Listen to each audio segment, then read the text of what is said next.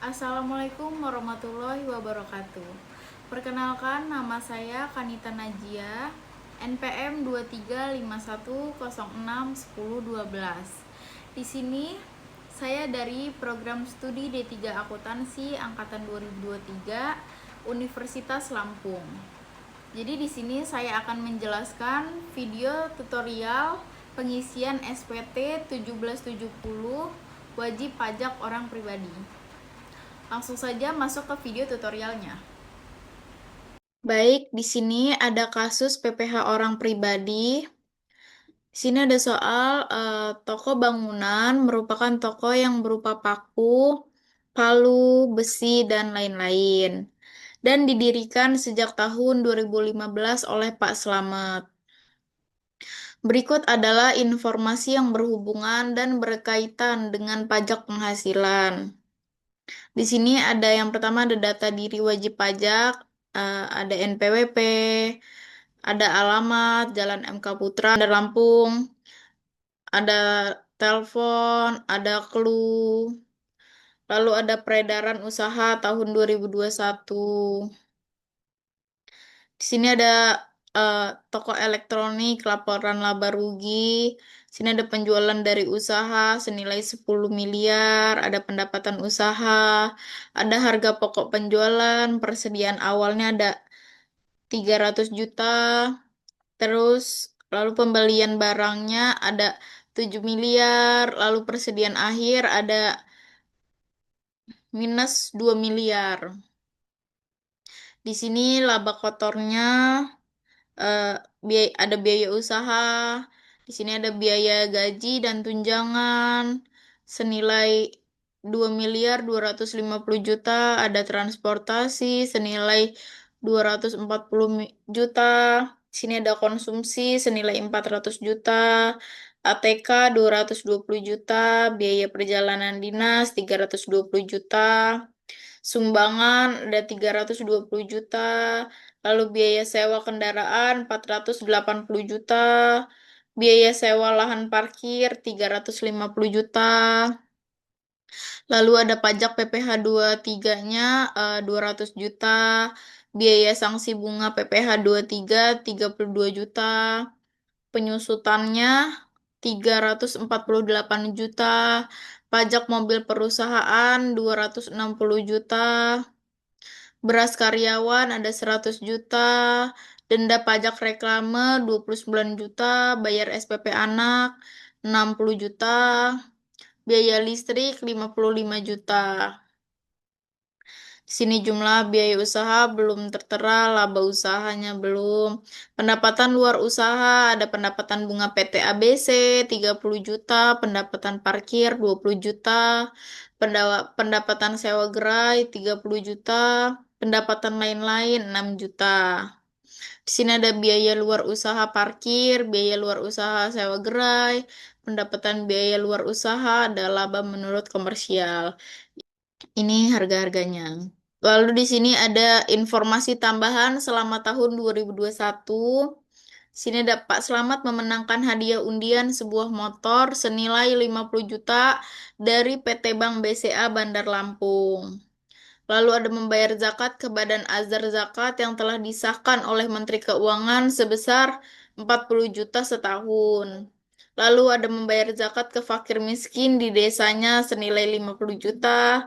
Lalu ada Pak Selamat memiliki dua orang anak setahun 2021.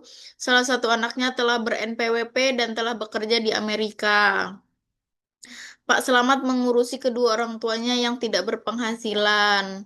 Lalu Pak Selamat memiliki bukti potong atas impor dengan nomor 025 garis miring X garis miring VII garis miring 2021 dengan NTPN 4512 1021 tertanggal 30 Juli 2021 senilai 3.500.000. Lalu Pak Selamat memiliki bukti potong atas sewa tanah dengan nomor sekian sekian sekian dengan tertanggal 30 Agustus senilai 6 juta rupiah. Lalu membayar PPh 25 hanya selama 9 bulan dengan nominal per bulan 13 juta. Lalu Pak Selamat memiliki istri bekerja satu sumber penghasilan yakni sebagai pegawai BUMN dalam setahun berpenghasilan yaitu 180 juta dan dipotong PPh satu sebesar 2.800.000. Sini ada NPWP-nya. Lalu di sini ada susunan keluarganya.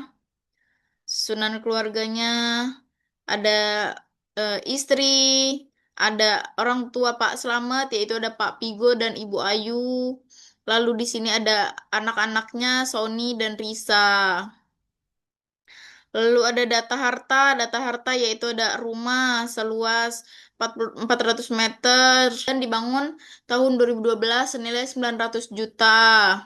Lalu ada tanah kosong 900 meter, harga perolehannya 350.000 dibeli tahun 2011. Lalu ada 3 mobil, ada Pajero, ada Honda CR-V, ada Mazda 3 senilai 750 juta, 650 juta, dan senilai 680 juta.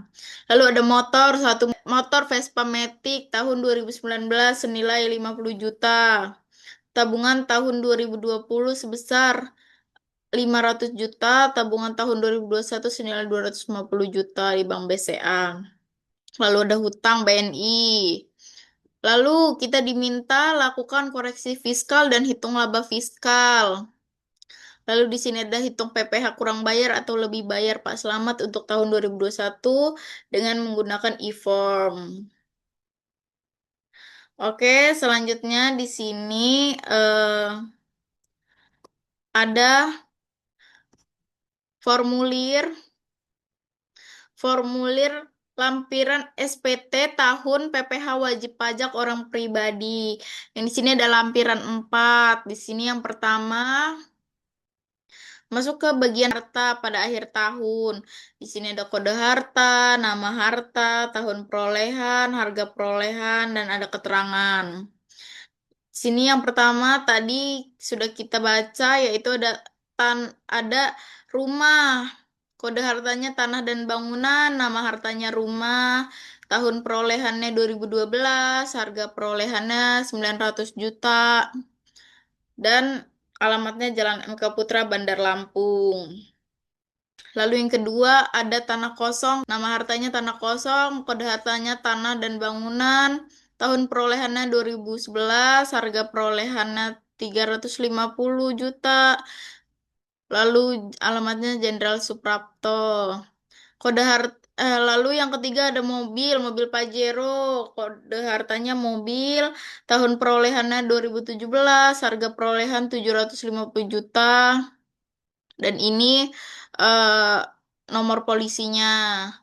Lalu selanjutnya ada mobil Honda CR-V, kode hartanya mobil, nama hartanya mobil Honda CR-V, tahun perolehannya 2021, harga perolehannya 650 juta. Di sini ada nomor polisinya.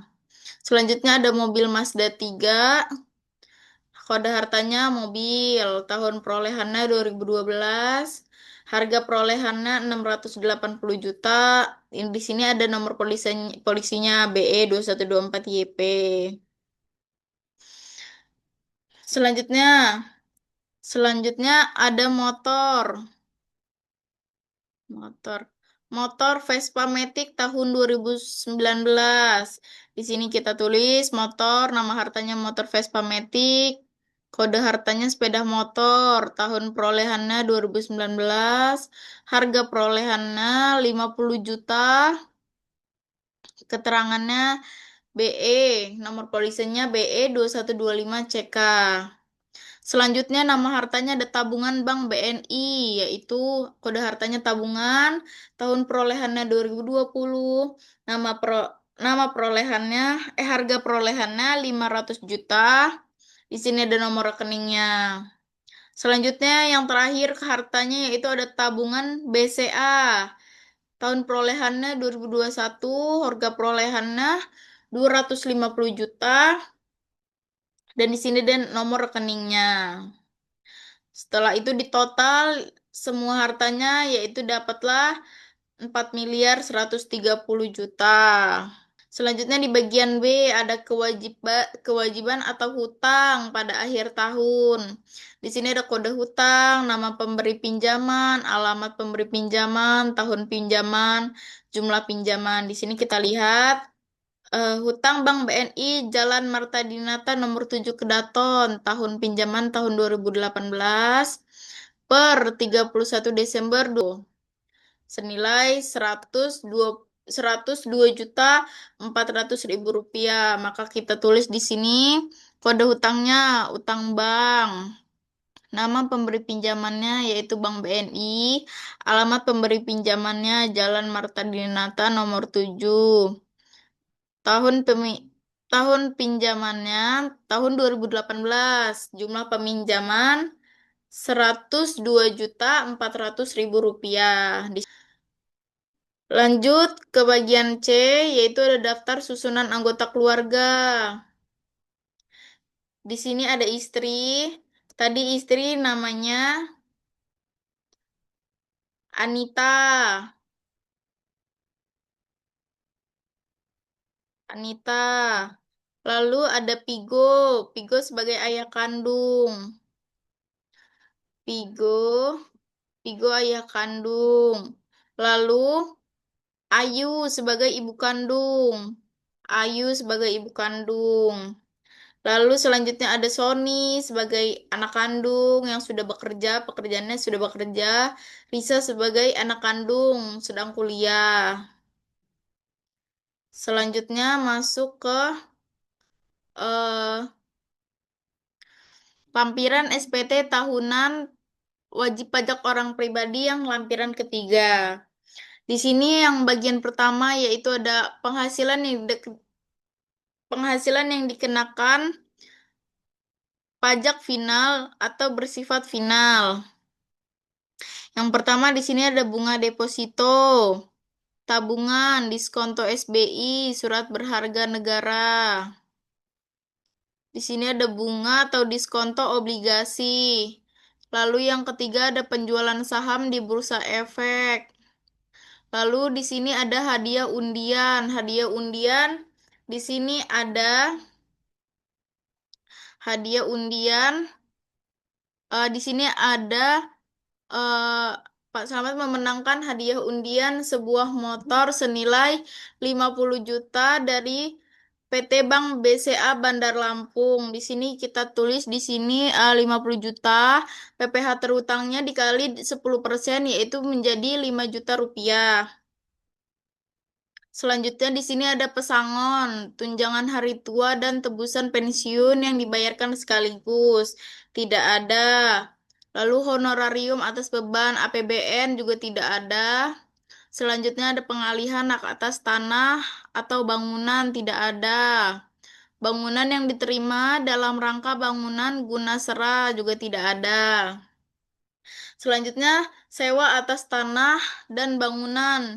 Di sini ada di sini ada biaya sewa lahan parkir senilai 350 juta, maka kita tulis dasar pengenaan pajaknya, penghasilan brutonya 350 juta, PPh terutangnya kita kalikan dengan 10%, 350 juta dikali 10% yaitu 35 juta.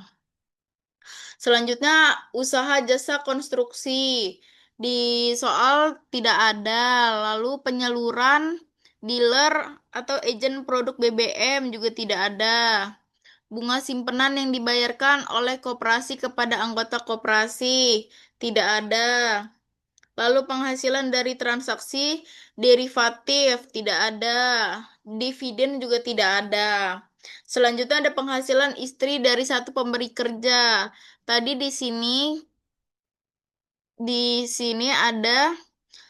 Nah, ini karena istri Pak Selamat bekerja satu sumber penghasilan, yakni sebagai pegawai BUMN, dalam setahun berpenghasilan 180 juta. Maka di sini kita tulis penghasilan brutonya 180 juta dikali PPh terutang, PPh terutangnya 10%, yaitu 180 dikali 10% menjadi 2.800.000. Jadi totalnya setelah kita hitung PPh terutangnya 5 juta ditambah 35 juta ditambah 2.800.000 yaitu 42.800.000 rupiah. Selanjutnya di bagian B ada penghasilan yang tidak termasuk objek pajak. Yang pertama ada bantuan atau sumbangan atau hibah. Di sini ada sumbangan. Di sini ada sumbangan membayar zakat ke Badan Azhar, zakat yang telah disahkan oleh Menteri Keuangan sebesar 40 juta setahun. Maka di sini kita tulis penghasilan brutonya ada 40 juta. Selanjutnya ada warisan. Warisan tidak ada. Bagian laba anggota perseroan komoditer tidak tidak atas saham atau persekutuan, perkumpulan firma, kongsi juga tidak ada. Klaim asuransi kesehatan, kecelakaan, jiwa, guna, beasiswa juga tidak ada. Selanjutnya beasiswa juga tidak ada. Selanjutnya ada penghasilan dari luar negeri yang diperoleh WNA dengan keahlian tertentu. Di sini ada Pak Slamet memiliki bukti potong atas impor dengan nomor 025, lalu tertanggal 30 Juli 2021 senilai 3.500.000. Maka di sini kita tulis 3.500.000. Selanjutnya yang B ada penggantian atau imbalan sehubungan dengan pekerjaan atau jasa yang diberikan dalam bentuk natura atau kenikmatan yang dikecualikan dari objek PPh. Di sini tidak ada. Lalu penghasilan lainnya yang dikecualikan dari objek pajak penghasilan juga tidak ada. Lalu selanjutnya jumlah bagian penghasilan yang tidak termasuk objek pajak. Setelah kita jumlahkan 40 juta ditambah 3.500.000 yaitu 43.500.000 rupiah. Selanjutnya di sini ada SPT tahunan wajib pajak orang pribadi yang lampiran kedua. Di sini ada daftar pemotongan atau pemungutan PPh oleh pihak lain atau dipotong di luar negeri dan PPh ditanggung pemerintah. Di sini ada daftar pemotongan atau pemungutan pajak namanya, terus NPWP pemotongan atau pemungutan pajak. Lalu ada bukti pemotongnya, ada jenis pasalnya, ada jumlah PPh yang dipotong atau dipungut. Di sini nama pemotong atau pemungutnya Direktoral Jenderal Pajak. Lalu di sini NPWP-nya, karena di sini tidak tertera NPWP-nya, maka kita buat di sini 0000. Bukti pemotongnya nomornya sesuai yang ada di sini 025 garis miring X garis miring.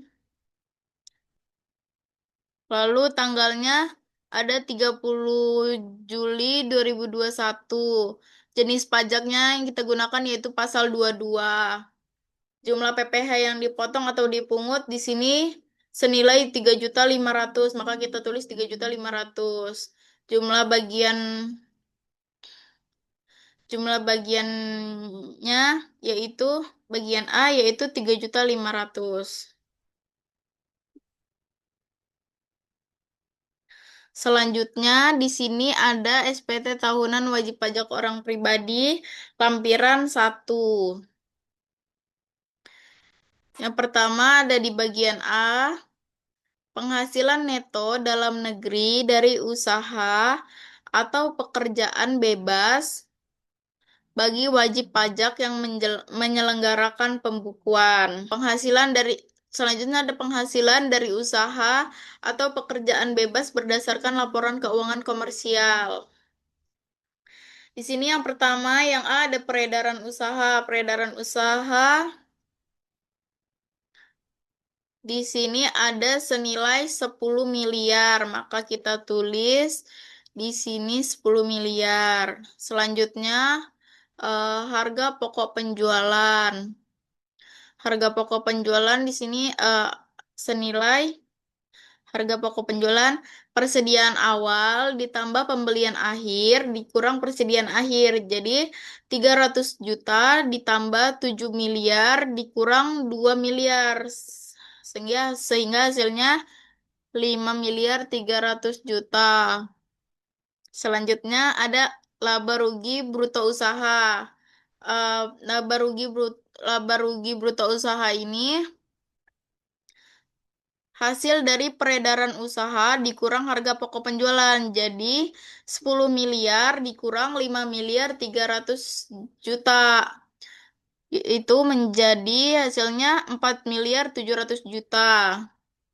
Selanjutnya biaya usaha. Biaya usaha di sini eh, biaya usaha terdiri dari biaya gaji dan tunjangan, transportasi, lalu ada konsumsi, ada ATK, ada biaya perjalanan dinas, ada sumbangan, ada biaya sewa kendaraan, biaya sewa lahan parkir. Lalu di sini ada pajak PPh 23-nya senilai 200 juta. Biaya sanksi bunga PPh 23-nya ada 32 juta. Lalu penyusutan ada 348 juta. Pajak mobil perusahaan ada 260 juta. Lalu beras karyawan 100 juta. Ada denda pajak reklame yaitu 29 juta. Pajak SPP anak ada 60 juta. Lalu ada biaya listrik 55 juta. Sehingga totalnya menjadi 5.349.000.000. Lalu penghasilan netonya hasil dari laba rugi laba rugi bruto usaha dikurang biaya usaha yaitu minus 649 juta. Selanjutnya ada penyesuaian fiskal positif. Yang pertama ada biaya yang dibebankan atau dikeluarkan untuk kepentingan pribadi wajib pajak atau orang yang menjadi tanggungannya. Ada biaya bayar SPP anak, lalu ditambah dengan denda pajak reklame 60 juta ditambah 29 juta, yaitu menjadi 89 juta. Selanjutnya ada premi asuransi kesehatan, asuransi kecelakaan, asuransi jiwa, asuransi dewa guna, dan asuransi beasiswa yang dibayar oleh wajib pajak juga tidak ada. Lalu penggantian atau imbalan sehubungan dengan pekerjaan atau jasa yang diberikan dalam bentuk natura atau kenikmatan, yaitu senilai eh, beras karyawan. Beras karyawan senilai 100 juta, maka kita tulis di sini 100 juta. Selanjutnya ada jumlah yang melebihi kewajaran yang dibayarkan kepada pihak yang mempunyai hubungan istimewa sehubungan dengan pekerjaan yang dilakukan, juga tidak ada. Harta yang dihibahkan, bantuan atau sumbangan.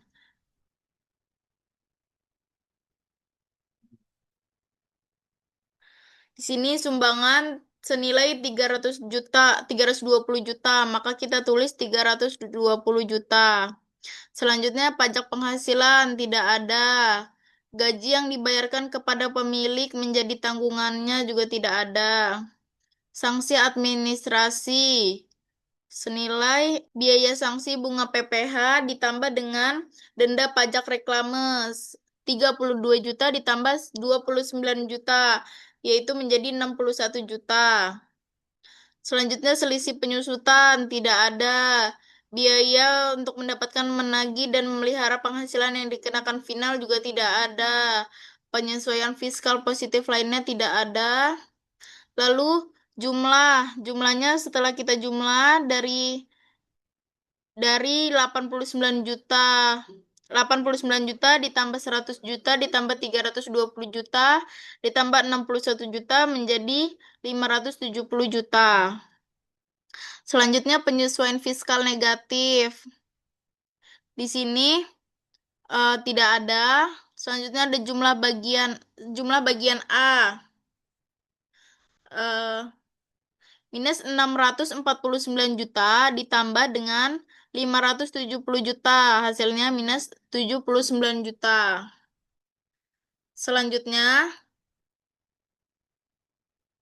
Selanjutnya, di sini ada bagian B, penghasilan neto dalam negeri dari usaha atau pekerjaan bebas atau bagian wajib pajak yang menyelenggarakan pencatatan di sini tidak ada. Selanjutnya di bagian C, ada penghasilan neto dalam negeri sehubungan dengan pekerjaan atau tidak termasuk penghasilan yang dikenakan PPh bersifat final. Di sini juga tidak ada. Selanjutnya bagian D, penghasilan dalam negeri lainnya atau tidak termasuk penghasilan yang dikenakan PPh bersifat final. Di sini yang pertama ada bunga. Bunga ada 30 juta. Maka di sini kita tulis 30 juta. Selanjutnya royalti. Royalti tidak ada. Selanjutnya sewa. Di sini sewa pendapatan sewa gerai senilai 30 juta. Di sini kita tulis 30 juta. Selanjutnya penghargaan dan hadiah tidak ada. Selanjutnya keuntungan dari penjualan atau pengalihan harta juga tidak ada. Selanjutnya penghasilan lainnya. Penghasilan lainnya di sini biaya luar usaha sewa gerai senilai 4 juta rupiah. Kita tulis di sini senilai 4 juta. Lalu jumlah bagian D yaitu setelah kita jumlahkan totalan hasil bunga, sewa, dan penghasilan lainnya yaitu 30 juta ditambah 30 juta ditambah 4 juta yaitu 64 juta rupiah. Selanjutnya ada penghasilan neto dalam negeri dari usaha dan atau pekerjaan bebas senilai minus 79 juta. Lalu penghasilan neto dalam negeri sehubungan pekerjaan tidak ada. Lalu penghasilan neto dalam negeri lainnya senilai 64 juta. Lalu di sini ada jumlah penghasilan neto senilai minus 15 juta. Di sini ada zakat atau sumbangan keagamaan yang bersifat wajib. Di sini membayar zakat ke Badan Azhar Zakat yang telah disahkan oleh Menteri Keuangan sebesar 40 juta setahun. Maka kita tulis di sini senilai 40 juta. Lalu jumlahnya minus 55 juta.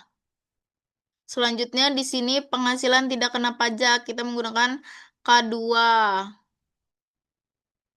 senilai 67.500. Selanjutnya PPh yang dibayarkan PPh pasal 25 bulanan.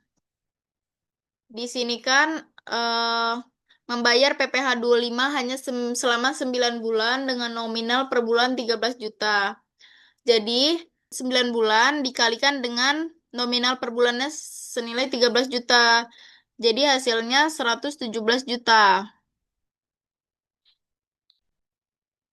Lalu hasil jumlah kredit pajaknya yaitu 117 juta. Lalu PPh yang lebih bayarnya yaitu 120.500.000 rupiah. Baik, kesimpulan dari presentasi komputer perpajakan yang menjelaskan tutorial pengisian SPT dapat disimpulkan bahwa teknologi komputer mempermudah wajib pajak dalam memenuhi kewajiban perpajakan seperti cepat, akurat, dan efisien. Melalui aplikasi seperti e-filing dan DJP online, proses pelaporan SPT menjadi lebih praktis tanpa harus datang langsung ke kantor pajak. Pemahaman terhadap langkah-langkah pengisian SPT sangat penting agar data yang dilaporkan benar-benar dan sesuai dengan ketentuan perpajakan yang berlaku. Pesan edukatifnya, setiap wajib pajak memiliki tanggung jawab untuk melaporkan pajaknya dengan jujur dan tepat waktu.